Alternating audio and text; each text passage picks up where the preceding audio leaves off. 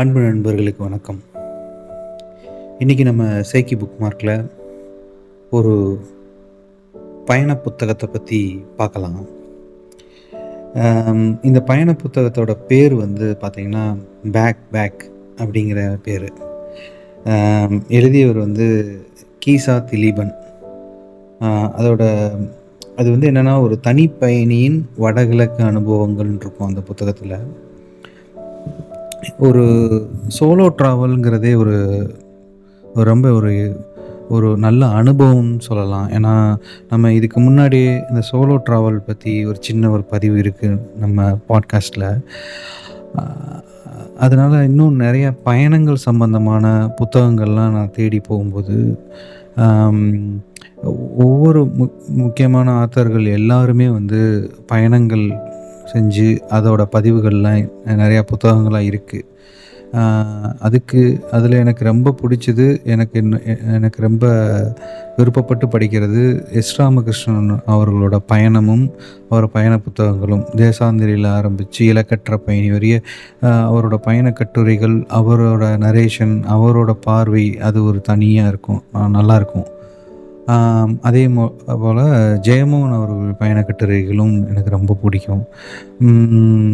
இது இல்லாமல் ஏகே செட்டியார் அவரோட பயண புத்தகங்கள்லாம் இன்னும் ரொம்ப சிறப்பாக இருக்கும். நமக்கு வந்து ஒரு காலத்தில் பின்னோக்கி போய் அங்கே இருக்கிற ஒரு இமேஜினேஷன் கொண்டு வர்றது பார்த்திங்கன்னா அது ஒரு தனி சுகம்னே சொல்லலாம். எப்படின்னா, இப்போ சென்னையில் ஒரு மவுண்ட் ரோடு இருக்கும். மவுண்ட் ரோடு நம்ம போயிருப்போம். இதுவே இன்னும் ஒரு 100 வருடத்துக்கு முன்னால் அங்கே எப்படி இருந்ததுங்கிறத வந்து எழுத்தின் மூலமாக நம்ம படிக்கும் பொழுது அதோட கற்பனை வந்து அழகாக இருக்கும்.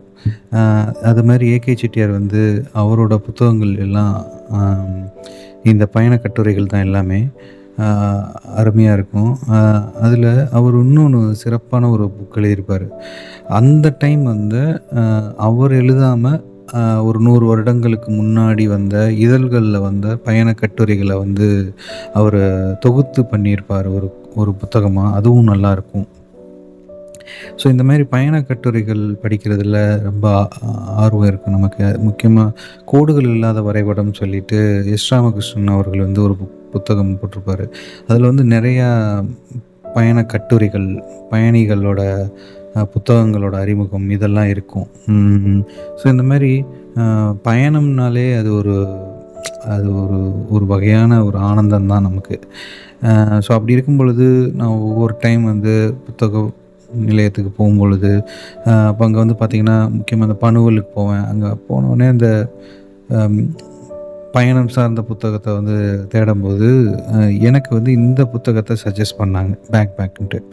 இது என்னென்னா, இதை நான் தூரத்துலேருந்து பார்க்கும் பொழுது ஒரு புல்வெளி, அதோட அட்டைப்படமே அப்படி தான் இருக்கும். ஒரு புல்வெளி, மலை மேடுகளாக இருக்கிற ஒரு சூரிய வெளிச்சத்தை நோக்கி ஒருத்தர் வந்து உட்காந்துருப்பார், அந்த ஆத்தர். அப்படி தான் இருக்கும். இதை நான் அது டக்குன்னு பார்க்கும் பொழுது என்ன இருக்குன்னா, இந்த பயணம் வந்து ஒரு ஆஸ்திரேலியா நிலப்பரப்பில் இல்லாட்டி வேறு ஏதோ ஒரு வெளிநாட்டு நிலப்பரப்பில் நடந்த மாதிரி ஒரு ஃபீல் இருந்தது அந்த புகைப்படத்தை பார்க்கும் பொழுது, புத்தகத்தோட அட்டையை பார்க்கும் பொழுது. ஸோ அதனால் இதை வந்து எனக்கு வெளிநாட்டு பயணத்தை அந்த இதில் பெரிய ஆர்வம் இல்லை. சரி, இந்திய பயணங்கள் ஏதாவது இருந்தால் படிச்சுக்கலாம் அப்படின்னு தோணுச்சு. அதை ஸ்கிப் பண்ணிட்டே வந்தேன். அதுக்கப்புறம் ஒரு நாள் வந்து எதர்ச்சியாக இந்த புத்தகத்தை அடிக்கடி போகும்பொழுதெல்லாம் கண்ணில் படும் பொழுது முதல் 2 பக்கத்தை பின்பக்கமும் படிக்கும்போது பார்த்திங்கன்னா அது இந்திய பயணமாக தான் இருந்தது. சரின்னு சொல்லிட்டு இதை இந்திய பயணம் வாங்கி படிப்போம் அப்படின்ட்டு வாங்கிட்டு வந்தேன். இந்த புத்தகம் வந்து நீங்கள் ஒரு பெரிய ப்ளஸ் என்னென்னா, இந்த புக்கு படிச்சிட்ருக்கும் பொழுதே ஒரு 2-3வது பக்கம் போகும் பொழுது நாம் வந்து படிக்கிற அந்த ஆத்தரோட கீசா திலீபன் எழுதியிருப்பார், அவர் தான். அவரோட நம்ம சேர்ந்து பயணப்படுற ஒரு ஃபீல் கிடைக்கும் கண்டிப்பாக. ஏன்னா இந்த புக்கு எங்கேருந்து ஸ்டார்ட் ஆகுனா, பெரம்பூர்லேருந்து அவர் வந்து ட்ரெயின் ஏறி வடகிழக்கு பகுதிக்கு பயணப்படுவார் ட்ரெயின்லேயே.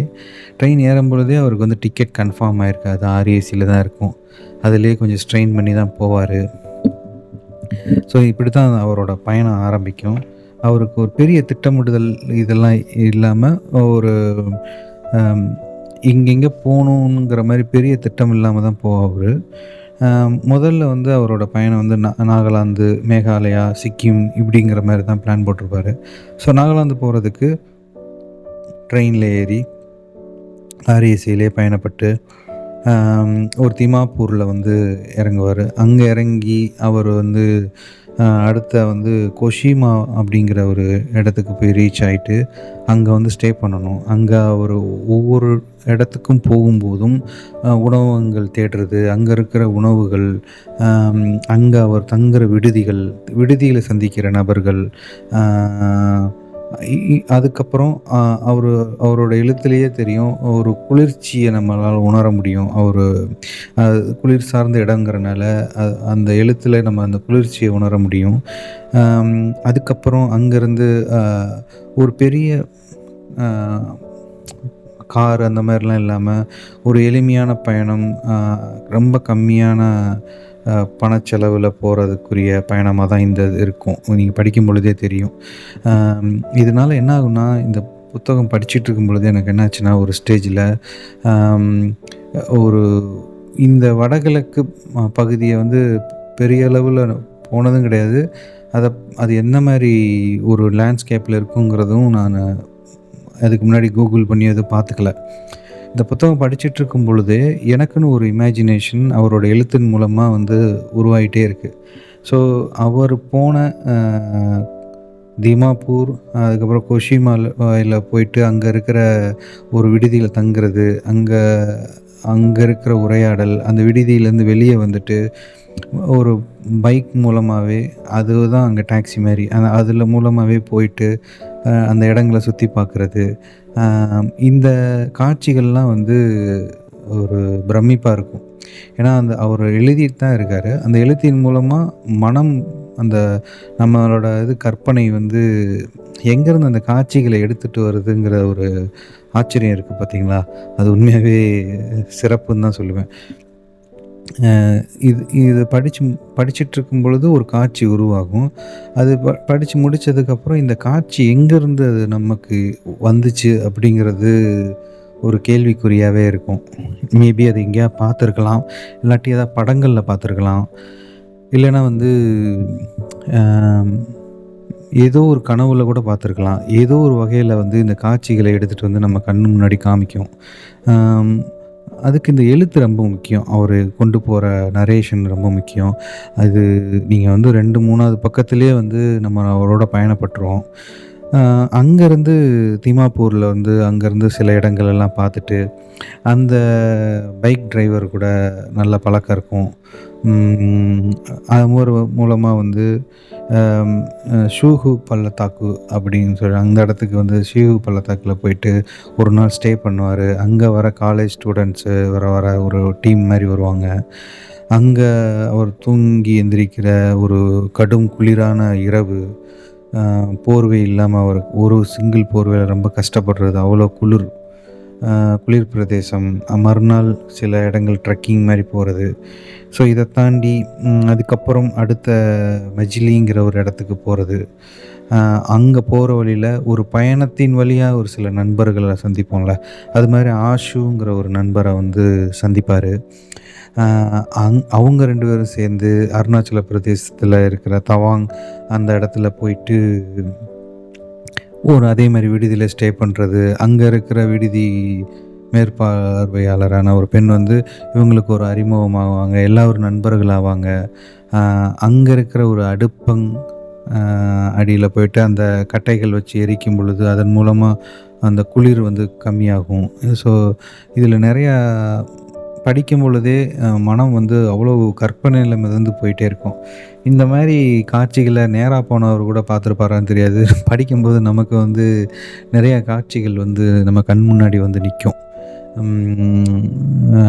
ஸோ அந்த மாரி அருமையான புக்கா இருந்தது. அதுக்கப்புறம் அ தவாங்க்கு அப்புறம் அவங்க அங்க இருக்கிற புத்த மடாலயங்கள் அதுக்கெல்லாம் போயிட்டு வர்றது. அதுக்கப்புறம் இவர் வந்து சிரபுஞ்சி போலான்னு சொல்றது. அதில வந்து கூட வந்தவருக்கு ஆஷுக்கு வந்து அதில பெரிய விருப்பம் இருக்காது. அவர் வந்து டவுகீன்ங்கிற ஒரு இன்னொரு இடத்துக்கு போலான்னு சஜெஸ்ட் பண்ணுவாரு. இல்ல சிரபுஞ்சி போணும். ஏன்னா சின்ன வயசுலேருந்து மழை பெஞ்சுகிட்டு இருக்கிற இடங்கிறாங்க. அங்க போய் பார்க்கணும்னு நெனச்சுட்டு போவாங்க. ஆனா அங்க பார்த்தீங்கன்னா, மழையே இருக்காது அவங்க போற சீசன்ல. ஸோ இந்த மாரி அதுக்கப்புறம் திரும்ப ரிட்டர்ன் வர்றது. இந்த புத்தகம் வந்து நான் ரொம்ப ஷார்ட்டா, சின்னதா ஒரு ஒரு 2 லைன்ல சொன்ன மாரி சொல்லியிருக்கேன். அத நீங்க ஒரு 120 பக்கம் உள்ள இந்த புத்தகத்த படிக்கும் பொழுது, அ என்ன தோணும்னா, முதல்ல வந்து அ ஒரு பயணம்னா, ஒரு பெரிய ஒரு அ ஏற்பாடுகள் செய்றது, அம் பெரிய பிளான் பண்றது, இது எல்லாமே வந்து உடைபடும். ஏன்னா, உங்களுக்கு வந்து எங்க போறோம், எப்படி போறோங்கிற ஒரு சின்ன ஒரு ஐடியாவோட தான் ஆரம்பிக்கிறது. ஆனா, இவரோட பயணத்தில பார்த்தீங்கன்னா, எல்லா நாளுமே ஒரே மாதிரி திட்டமிட்டபடிலாம் அமையாது. நெறையா நாட்கள் வந்து அ அந்த சூழ்நிலையினாலும், தட்பவெட்பநிலையினாலும், அந்த இயற்கை அந்த குளிர் அதனாலயும் அவரோட பயணங்கள் நெறையா தடைபடும். அந்த இடத்துல அவர் அத வந்து அக்செப்ட் பண்ணிப்பாரு.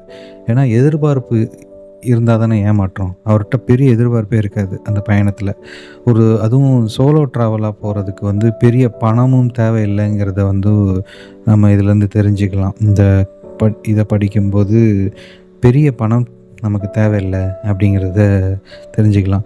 அதேமாரி பயணத்தில அ நல்ல அனுபவங்கள், கெட்ட அனுபவங்கள் அமையும். ஆனா, அந்த பயணத்தில் இவர் எழுதினதில எல்லாமே வந்து ஒரு நல்ல அனுபவங்களா தான் மேக்ஸிமம் அமைஞ்சிருக்கும். அம் அந்த கெட்ட அனுபவங்கள் இப்ப வந்து குளிர்ல ஒரு நாள் ரொம்ப கஷ்டப்படுவாரு. அது வந்து அவருக்கு கஷ்டமான அனுபவம் தான். ஆனா, அது வந்து அது எழுத்தின் மூலமா படிக்கும் பொழுது அவருக்கே அது ஒரு பெரிய அனுபவமா தான் இருந்திருக்கும். அந்த அந்த டைம் கஷ்டப்பட்டாலும், அத பின்னாடி திரும்பி பார்க்கும்போது அது ஒரு நல்ல அனுபவமா தான் இருந்திருக்கும்.